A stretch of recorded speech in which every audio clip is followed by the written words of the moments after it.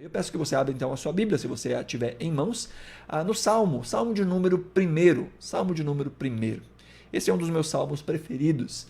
Ele é o salmo que abre o saltério, né? É o salmo que abre essa sequência de canções ou de orações cantadas que foram registradas pelo povo de Israel e que trazem aí muitos momentos da vida do povo de Israel. E é o salmo que foi escolhido, isso desde sempre, foi o salmo escolhido para abrir este livro de canções ou este livro de orações, que é, na verdade, um resumão daquilo que os salmos querem apontar para nós, o motivo pelo qual estes salmos estão registrados. Então o Salmo 1 vai nos dar um tom do que é que nós devemos buscar, ou o que é que nós devemos cantar, qual deve ser aí o rumo das nossas vidas e, portanto, também o rumo da nossa adoração. Por isso que esse salmo, o Salmo 1, é um salmo tão importante e é um salmo que fala sobre alegria, um salmo que fala sobre felicidade, para ser mais exato. Porque felicidade e alegria, na nossa língua portuguesa, eles acabam se tornando sinônimos.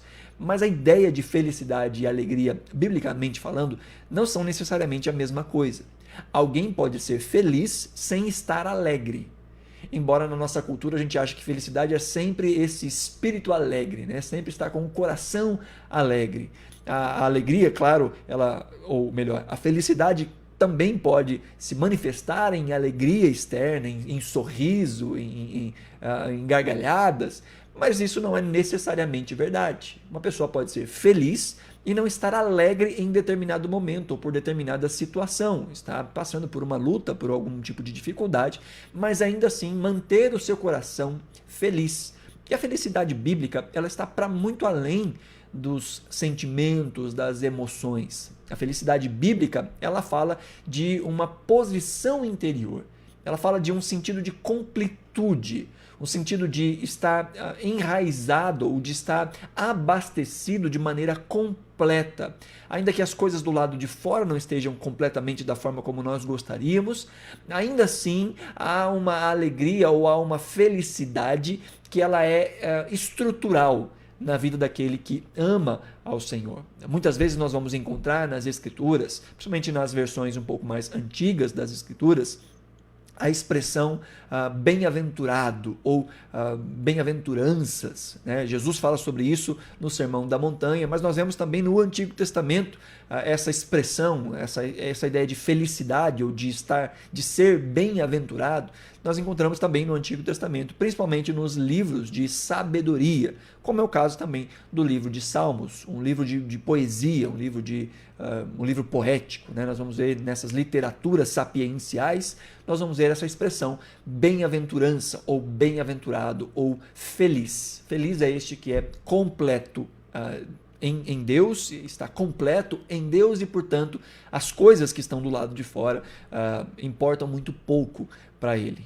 É claro que vai ter algum tipo de influência no seu humor, mas não necessariamente na sua felicidade. E o Salmo 1, então, vai tratar exatamente de felicidade. Eu vou colocar o texto na tela, mas é bom que você tenha também a escritura aí diante de você para fazer as suas anotações. Salmo de número 1, nós vamos verso a verso para ficar mais fácil aí de entendermos. Ele diz então no versículo 1, como é feliz, ou bem-aventurado em outra versão, como é feliz aquele que não segue o conselho dos ímpios, que não imita a conduta dos pecadores e nem se assenta na roda dos zombadores. Aqui nós já vemos algumas progressões bem interessantes. Primeiro, ele vai dizer que ele está definindo aqui quem é este feliz. Ele diz: feliz é aquele que.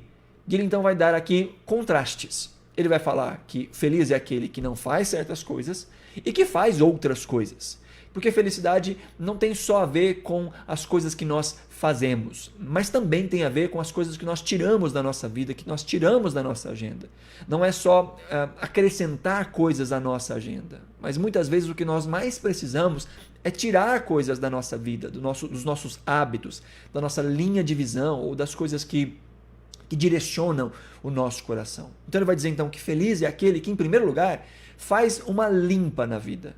é aquele que reconhece que existem coisas que precisam ser alteradas. Ele diz que feliz é este, e ele então vai aqui para uma série de progressões. Ele diz que é alguém que não segue conselhos, pois nós vamos voltar aqui.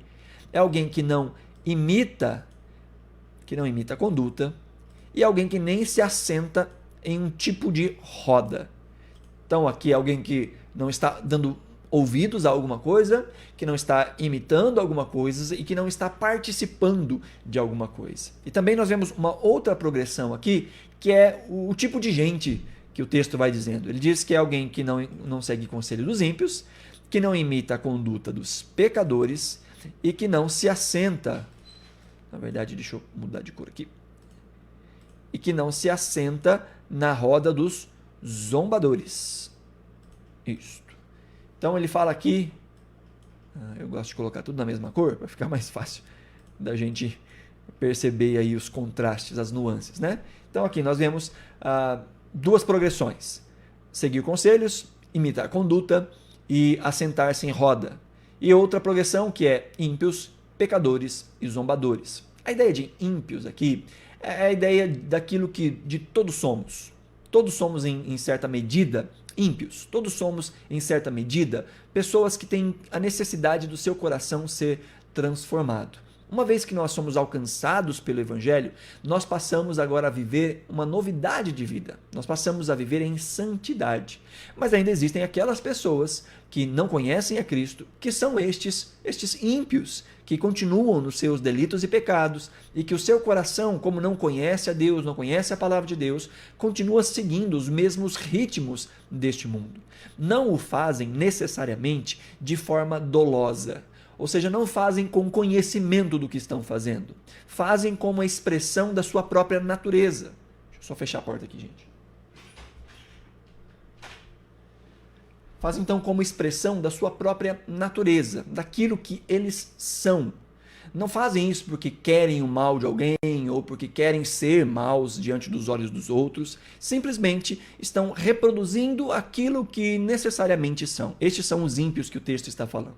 Na sequência, ele fala dos pecadores. A ideia de pecadores aqui, quando nós olhamos para o texto no seu original, é a ideia daqueles que já sabem o que estão fazendo, que não são só inclinados e estão fazendo aquilo que acham que é o certo e acabam errando. Não, a ideia aqui é daqueles que conscientemente estão em seus pecados, que sabem que estão fazendo mal e ainda assim fazem este mal. E o terceiro grupo que ele fala são dos zombadores, aqueles que estão num nível ainda pior.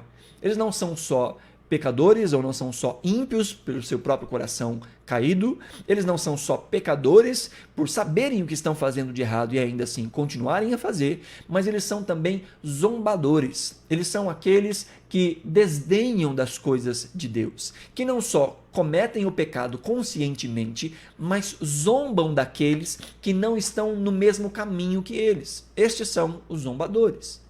Então o texto nos mostra três grupos de pessoas. E ele vai nos dizer, então, o salmista vai nos dizer que feliz é aquele que não dá ouvidos, que não imita uma conduta e que não se assenta neste tipo de roda, dessas categorias. A ideia aqui é de, em primeiro lugar, seguir conselhos.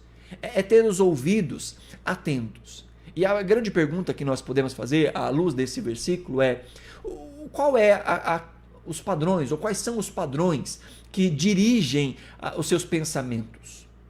O que é que dita a forma como você pensa esse mundo, a forma como você enxerga esse mundo? Aquilo que dita para você o que é certo e o que é errado. São os seus conselhos que você ouve aí na sociedade? É o senso comum? É o senso comum que te diz o que é certo e o que é errado? Ou será que é a sua criação familiar?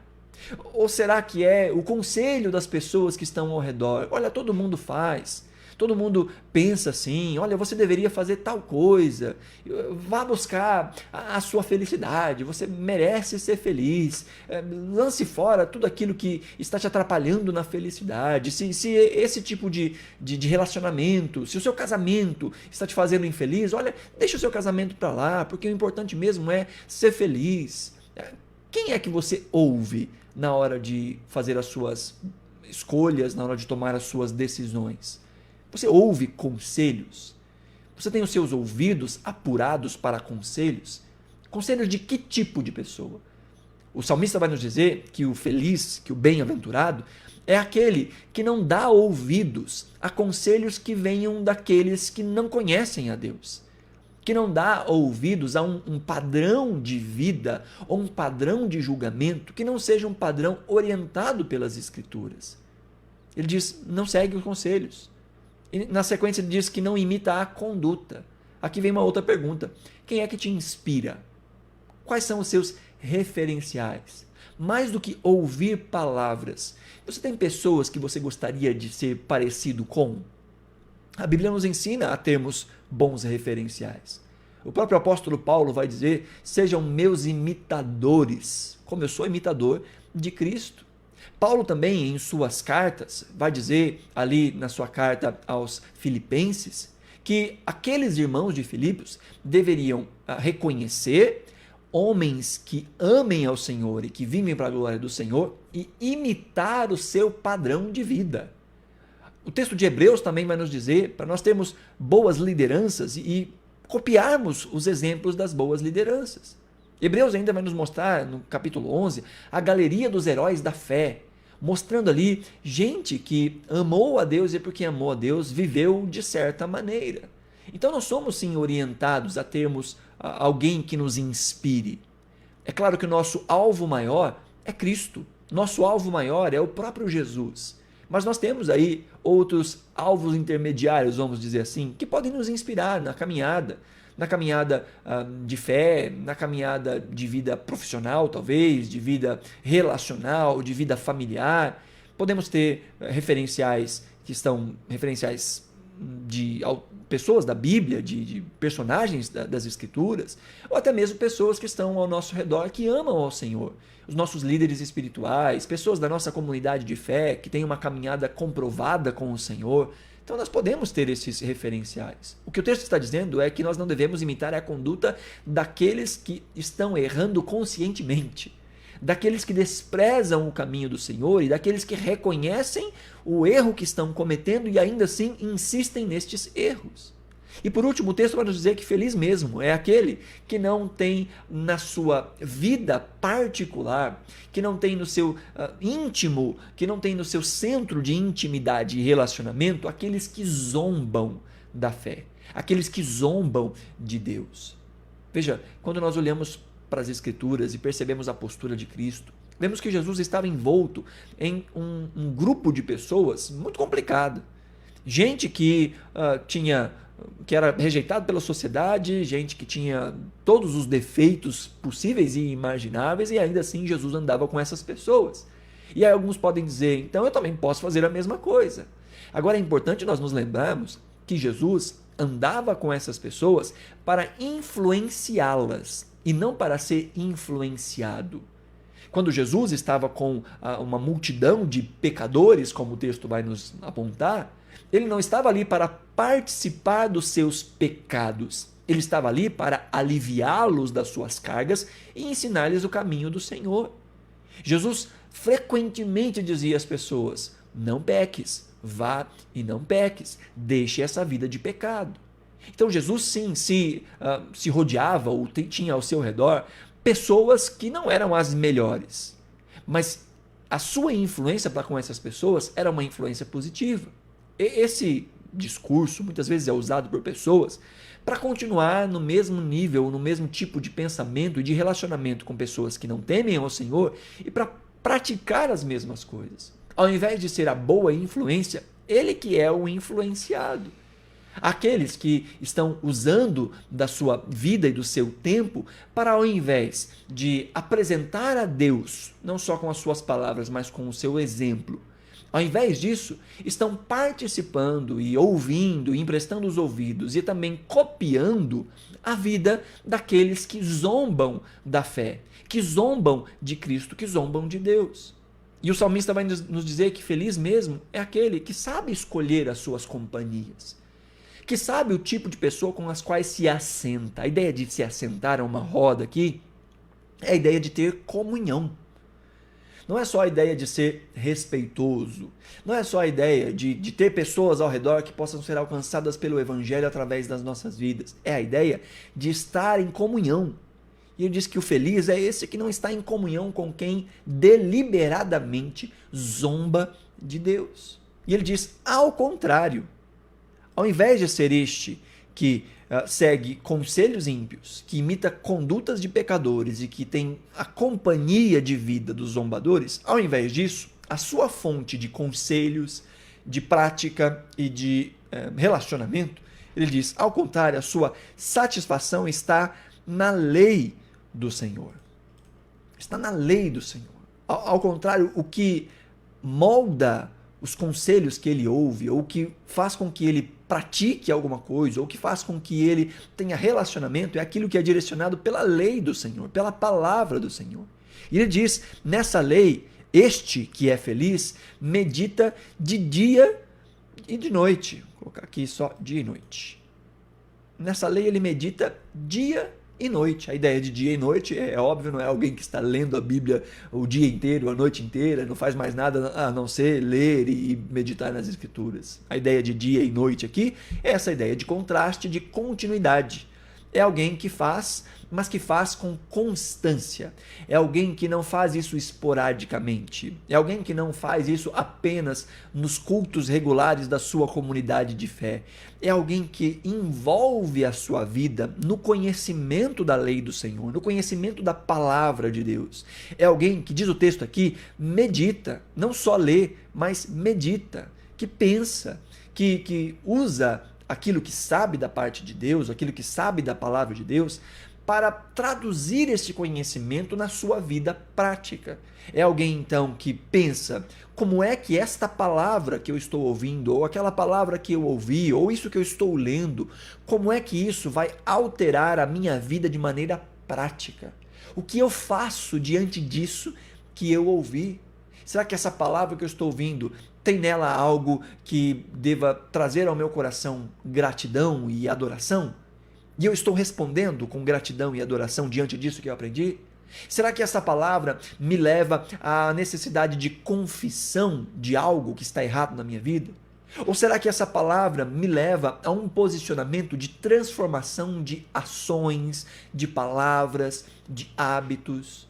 O cristão que medita na lei do Senhor é esse que está em todo tempo preocupado com essa pergunta: o que é que isso tem a ver comigo?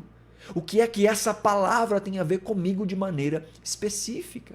E ele diz então que o feliz, ao contrário de ouvir conselhos que não vêm da parte de Deus, de imitar a conduta de pessoas que não querem saber de Deus, de ter o seu relacionamento ali com pessoas que zombam de Deus, ao contrário, este é aquele que ocupa a sua mente, a sua vida e a sua rotina numa busca por conhecer a Deus, por conhecer a palavra de Deus.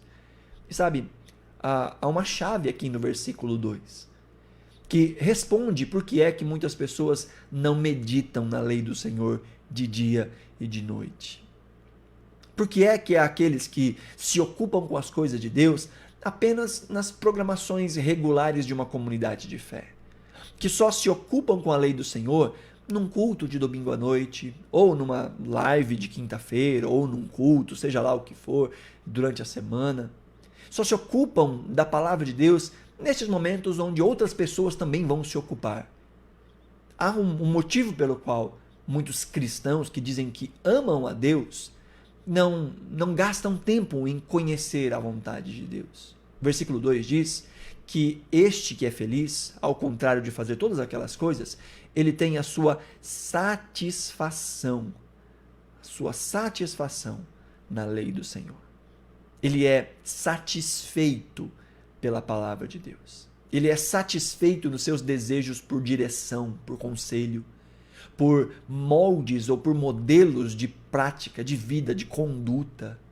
É nas Escrituras que ele tira a sua satisfação do que é que deve envolver o seu nível íntimo de relacionamento com outras pessoas. Ele se satisfaz com a palavra de Deus. Afinal, o próprio Jesus, citando o texto de Deuteronômio, vai dizer que nem só de pão vive o homem, mas de toda a palavra que sai da boca de Deus. Ou seja, não é o pão que sacia a fome humana, mas é a palavra de Deus. O pão sacia a fome biológica, a fome física, mas a palavra de Deus sacia o indivíduo como um todo, sacia o seu interior. E aquele que tem a sua satisfação, aquele que se deleita, aquele que ama a Deus e que ama a sua palavra, vai investir tempo em meditar na palavra de Deus. De dia e de noite, o tempo todo. Ele vai procurar ocasiões para adorar a Deus, vai procurar ocasiões para celebrar a vontade de Deus e a palavra do Senhor. Vai encontrar desculpas para fazer todas essas coisas. Mas o que nós mais vemos na cristandade como um todo é gente que encontra desculpa para não fazer, que encontra desculpa para não estar envolvido com as coisas do Senhor. Queridos, não é incomum nós encontrarmos nas nossas igrejas ao redor do Brasil pessoas que dizem amar a Deus, dizem servir a Deus, mas que só estão presentes em momentos de adoração ou em momentos de culto quando elas estão envolvidas diretamente com alguma parte do culto, quando vão desempenhar algum papel no culto público, e aí estão, mas o dia em que não estão para trabalhar, nem aparecem no culto. Nesse momento de quinta-feira à noite, já 15 para as 9 da noite, no momento em que a maioria das pessoas já está em casa, poderíamos estar num grupo muito maior aqui de pessoas reunidos à frente dos nossos computadores, celulares, ou seja lá o que for, para, como comunidade da fé, meditarmos um pouco mais nas Escrituras, aprendemos um pouco mais da palavra de Deus, meditarmos juntos. Mas há, nesse momento, muitas pessoas que vão encontrar desculpas para não fazer isso. Ah, porque eu não gosto, ah, porque eu não consigo prestar atenção, ah, porque eu acho que isso não funciona, e vão encontrar 1 milhão de desculpas. E se essas pessoas que buscam desculpas estivessem pelo menos dizendo, bom, mas ao invés de participar, eu vou estar no meu tempo particular, adorando a Deus, orando, tendo meu tempo de devocional, de meditação, eu até entenderia, ou eu até daria uma colher de chá. Mas a gente sabe que não é isso que acontece. Que aqueles que não estão reservando um tempo, num período específico da comunidade para meditar, não vão fazer isso de maneira particular. A parte mais fácil da vida cristã é estar em uma comunidade.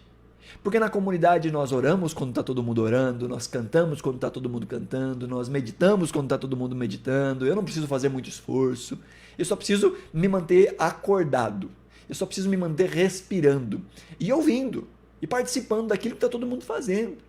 Portanto, louvar a Deus ou ter esse tipo de devoção comunitária é a parte mais fácil da vida cristã.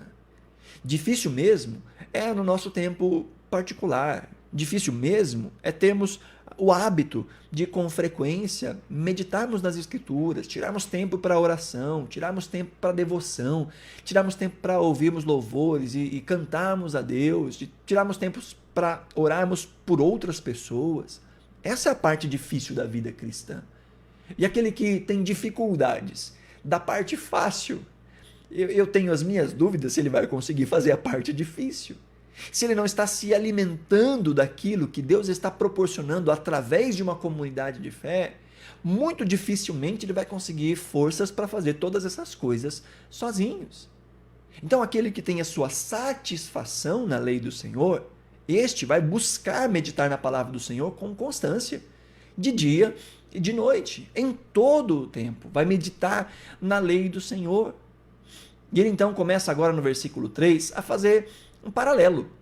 E ele diz então que aquele que é o feliz, aquele que faz essas coisas, aquele que deixa de lado um certo tipo de vida e coloca na sua vida um outro tipo de prática, um outro tipo de vida, um outro tipo de autoridade, ele vai dizer no versículo 3 que este é como árvore plantada à beira de águas correntes.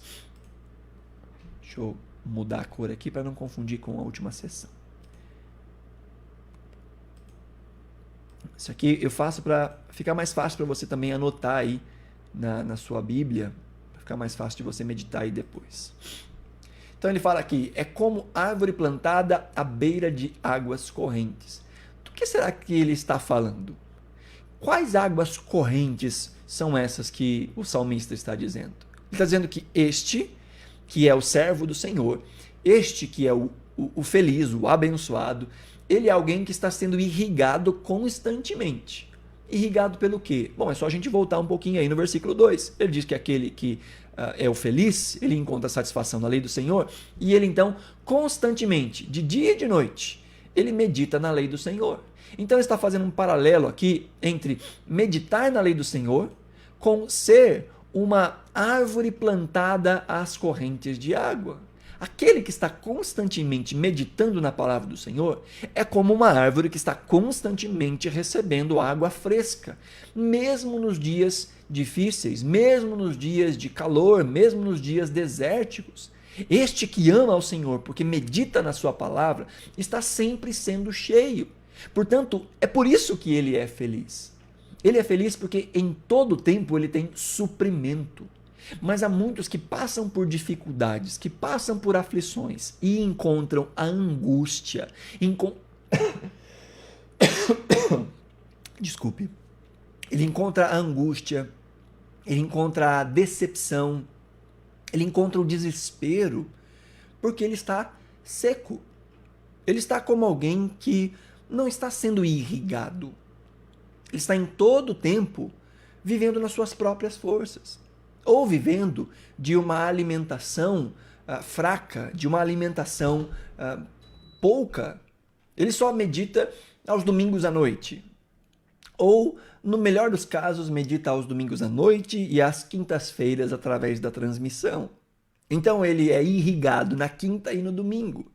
Mas ele passa segunda, terça, quarta, a quinta o dia todo, depois sexta, sábado, domingo o dia todo, sem essa irrigação. Sem esse abastecimento. Não é à toa que quando vêm os desafios, as dificuldades, os problemas, ele seca, ele murcha, porque ele não está sendo irrigado constantemente. Não há um hábito de buscar a Deus e de se alimentar da vontade de Deus.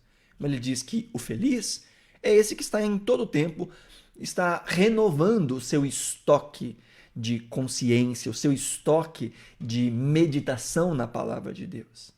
Vai dizer então que ele é como uma árvore que está sendo sempre irrigada, que dá fruto no tempo certo. As suas folhas não murcham e tudo o que ele faz prospera. Veja, que promessas são essas? Eu tenho certeza que todos nós queremos ter essas promessas cumpridas na nossa vida. Se você pergunta em qualquer igreja, quantos aqui querem prosperar? Você vai ver todas as mãos levantadas, todo mundo quer prosperar. Mas a Bíblia nos diz que existe um caminho para a prosperidade.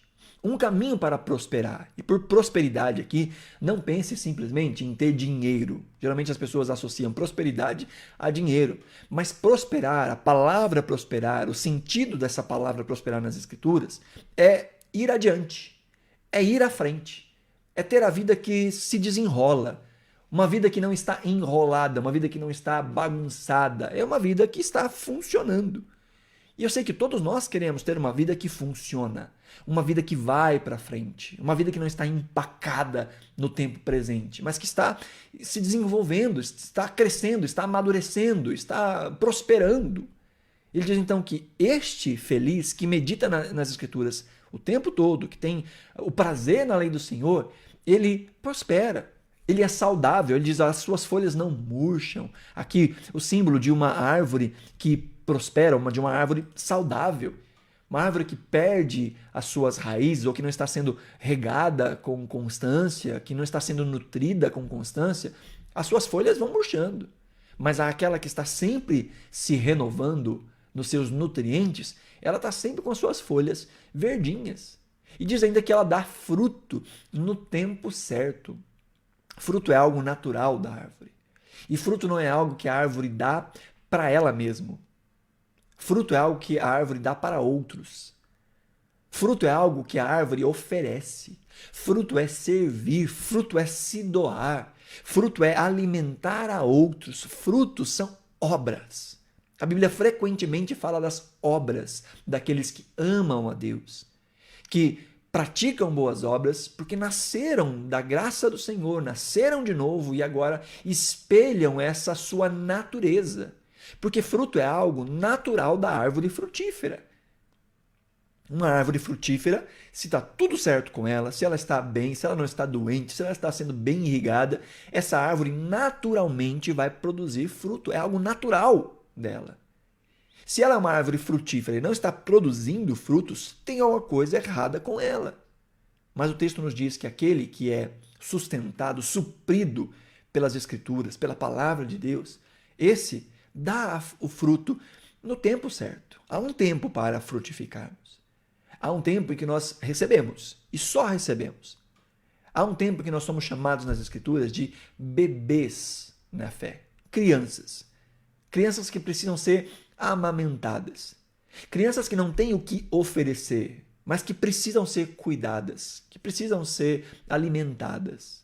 Mas há um tempo, e nós vemos isso tanto no Antigo Testamento quanto no Novo Testamento, que é esperado daquele povo que ama a Deus, que deixe da posição de criança e passe a ser aquele que ajuda, aquele que serve, aquele que dá alimento, aquele que expande o seu território, que expande aquilo que conhece da palavra do Senhor e compartilha com outras pessoas.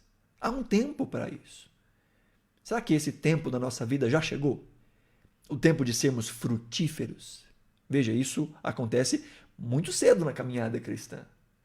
Muito cedo nós aprendemos as bases da caminhada cristã e somos incentivados a vivermos em prática, a servirmos o reino e a servirmos outras pessoas. Será que esse já não é o tempo de nós darmos frutos? Será que já não é o tempo de estarmos servindo a outros, servindo ao reino? E se é o tempo e não estamos fazendo, será que isso não está demonstrando que há uma necessidade de saúde espiritual na nossa vida? Que há uma necessidade de nós nos voltarmos para as Escrituras com constância, de dia e de noite, de nos alimentarmos, de deixarmos de vivermos uma vida que está pautada nas coisas que estão para longe de Deus, uma vida que está pautada talvez no egoísmo, talvez na tentativa de mostrar aos outros aquilo que nós devemos ser, na tentativa de se equiparar ao status desse mundo, às coisas desse mundo, e gastarmos tanto tempo e tantos esforços tentando desenvolver uma vida que seja socialmente aprazível, socialmente bem vista, ao invés de gastarmos tempo, empenho, esforço em buscar conhecer a Deus e viver para a glória de Deus. Será que o fato de não estarmos frutificando no tempo correto da frutificação não tem a ver com uma doença espiritual? Essas são perguntas importantes de fazermos diante de um salmo como esse. Que ao invés de ouvirmos esse mundo, ouvimos a palavra, então nós damos frutos, nós somos saudáveis e a vida funciona. Veja que existem benefícios aqui que são tanto para fora quanto para dentro. Aquele que está alicerçado na palavra, ele tanto serve a outros, como ele se mantém saudável, emocionalmente saudável, com coração saudável, mas ele também vê na sua vida a graça de Deus prosperando os seus caminhos, a vida dele vai se desenrolando. Tem tanta gente enrolada nessa vida, sendo cristão, porque não sabe ouvir ou porque não dá ouvidos à palavra de Deus para desenrolar a sua vida, para desenrolar a sua forma de lidar com as pessoas, a sua forma de administrar as suas finanças, a sua forma de administrar as suas palavras. Se desse ouvidos à palavra de Deus, seria uma pessoa muito mais contida na sua boca e veria a sua vida indo para frente. Mas às vezes fala demais, fala na hora errada, fala as coisas erradas e por isso perde oportunidades, perde relacionamentos, magoa pessoas, tem que voltar atrás e corrigir os erros. A vida não vai para frente, está empacada. Por quê? Porque não está se alimentando daquilo que nos traz saúde espiritual, que é a palavra de Deus. Então aqui há o contraste. Aquele que medita na palavra do Senhor, o feliz, o alegre, o bem-aventurado, esse vê a vida prosperando. E então ele vai para o contraste no versículo 4 e 5. Não é o caso dos ímpios. Eles são como a palha que o vento leva. Veja, enquanto que aquele que é o feliz, aquele que ouve ao Senhor, aquele que não é o ímpio, ao contrário, ele é o piedoso, aquele que ama a Deus, ele é uma árvore plantada, ou seja, forte, firme, no mesmo lugar, inalterável, tem vida. O ímpio, aquele que não teme ao Senhor, que não conhece a Deus, que não dá ouvidos à palavra de Deus, ele é uma palha que o vento leva. Ele é algo que não tem vida e é algo que é levado de um lado para o outro. A árvore, ela está firme, sólida, porque ela tem vida. Então ela produz frutos, folhas verdes, prospera.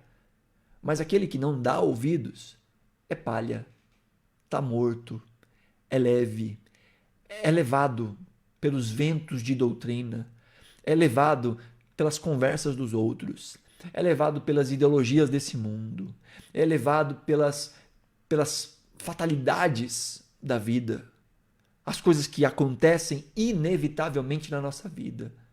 Aquele que não está solidificado, firmado na palavra, esse tem o seu coração levado de um lado para o outro. Esse só é feliz enquanto alegre. Esse só é feliz enquanto as coisas estão funcionando da forma como ele acha que as coisas devem funcionar. Porque ele depende dos sopros.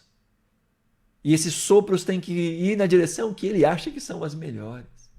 E quando o sopro muda, quando o vento muda, o seu coração vai junto. Aquele que não ouve a Deus, aquele que não está firmado na palavra de Deus, esse está firmado em alguma outra coisa que não é sólida. Está firmado em coisas que são passageiras, porque afinal só a palavra do Senhor é permanente. Jesus mesmo disse que vão passar os céus e a terra, mas as palavras do Senhor não vão passar. As palavras do Senhor são a única coisa sólida neste mundo. As ideologias mudam, os gostos das pessoas mudam, os padrões éticos e morais da nossa sociedade mudam. Aquilo que é certo, que é errado na nossa sociedade muda de um dia para o outro. Aquilo que antes era condenado hoje é aplaudido. Aquilo que antes era aplaudido hoje é condenado. Essas coisas mudam, mas a palavra do Senhor é firme, é permanente. E aquele que está estruturado na palavra de Deus, este permanece firme mesmo diante dos ventos contrários.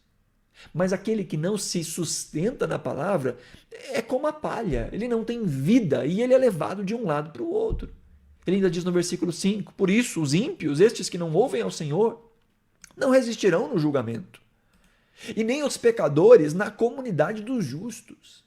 Ele diz, olha, estes que não amam ao Senhor, naquele dia, no dia do julgamento, no dia em que o Senhor vai pedir contas, estes não vão resistir.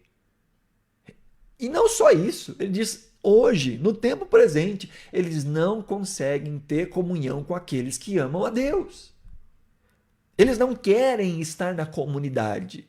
Eles não querem congregar. Eles não querem dividir a sua vida com outras pessoas, porque eles são essa palha levada pelo vento. Ele diz, esses pecadores não vão resistir na comunidade dos justos. Ficam pouco tempo, ou ficam mais ou menos, sabe, o ficar mais ou menos, não pertencem, está, mas não pertence, não faz parte, não abraça, não vive. Ele diz, é porque não estão firmados no Senhor. Aquele que está firmado no Senhor, este vai resistir no dia do julgamento, esse vai ser aprovado no dia do julgamento, e este permanece, ele fica, ele está envolto de irmãos que, assim como ele, estão buscando conhecer a Deus e meditar na sua palavra. Estão buscando essa felicidade plena que só se encontra em Deus e no conhecimento da sua palavra. E ele termina, então, nesse contraste, no verso 6, dizendo, pois o Senhor aprova o caminho dos justos. Isso é importantíssimo. Mas o caminho dos ímpios leva à destruição. Por que é que a vida do justo vai para frente? Por que é que ele é saudável? Quando ele ouve a palavra, quando ele dá ouvidos à palavra. Por que é que ele produz frutos? Por que é que ele permanece na comunidade e permanecerá no dia do julgamento? Porque Deus é a favor dele. Deus aprova o seu caminho. Há um texto belíssimo que nós conhecemos no Novo Testamento que diz: se Deus é por nós, quem será contra nós? E nós sabemos que aqueles que amam a Deus, que fizeram de Deus o seu abrigo, que têm a sua satisfação em Deus e, consequentemente, a sua satisfação na palavra de Deus, estes são aqueles que ouvem da boca do Senhor: eu sou contigo. E se Deus é por nós, quem será contra nós? Agora eu gosto de aproveitar esse versículo para dizer: mas e se Deus for contra nós? Se Deus é por nós, quem será contra nós? Mas e se Deus for contra nós? Que é exatamente isso que o versículo 6 está dizendo. Que Deus aprova o caminho dos justos. Esses que amam a Deus e que se escondem em Deus e buscam conhecer a sua palavra, estes têm a aprovação de Deus e, portanto, a manifestação dessa graça próspera de Deus. Ao contrário, os ímpios são resistidos por Deus. O caminho dos ímpios, a vida, o desenvolvimento de uma vida ímpia, uma vida para longe de Deus, é uma vida que leva à destruição. É uma vida de: se Deus é contra, quem será a favor? Deus resiste o caminho do ímpio. Deus diz: este caminho não prosperará. Não há saúde nesse caminho, não há frutos nesse caminho. Mas Deus aprova, Deus abençoa e Deus dá continuidade no caminho do justo. E qual é o caminho do justo? É o caminho de não dar ouvidos aos conselhos dos ímpios, não copiar, não imitar a conduta dos pecadores e nem ter um relacionamento, uma intimidade, se assentar à roda daqueles que zombam da nossa fé e daquilo que o Senhor nos ensina. Ao contrário, o justo é esse que tem a sua satisfação em Deus. E por consequência tem a sua satisfação naquilo que sai da boca de Deus, da palavra de Deus, da lei do Senhor. E tamanha é essa satisfação que ele empenha esforços constantemente, de dia e de noite, para conhecer essa palavra. E ele é como uma árvore constantemente irrigada, que dá frutos no tempo certo, que as suas folhas não murcham e que tudo que faz prospera. Não são assim os ímpios. Estes são como a palha que é levada pelo vento. Estes não vão resistir no final. E, na verdade, não vão resistir nem o agora. Não vão conseguir mascarar uma vida cristã na comunidade dos justos se não se apegarem de fato às verdades do Evangelho. Caminham pouco tempo. Caminham enquanto não são confrontados. Caminham enquanto é confortável. Mas depois não conseguem resistir à comunidade dos justos. Porque Deus aprova o caminho dos justos. Mas Ele resiste o caminho dos ímpios. Que o Senhor nos ajude a compreender a sua palavra e que possamos ser encontrados como estes bem-aventurados, que sejamos felizes, mas felizes de fato, que não venhamos a depender das alegrias momentâneas para sustentar uma vida de felicidade, mas que a nossa felicidade, a nossa satisfação esteja no Senhor e na sua palavra. E que essa satisfação produza em nós frutos, serviço, saúde. E por que não? Que a nossa vida funcione direito. Que a nossa vida prospere na medida da nossa obediência e da nossa atenção às palavras do nosso Deus. Amém, querido?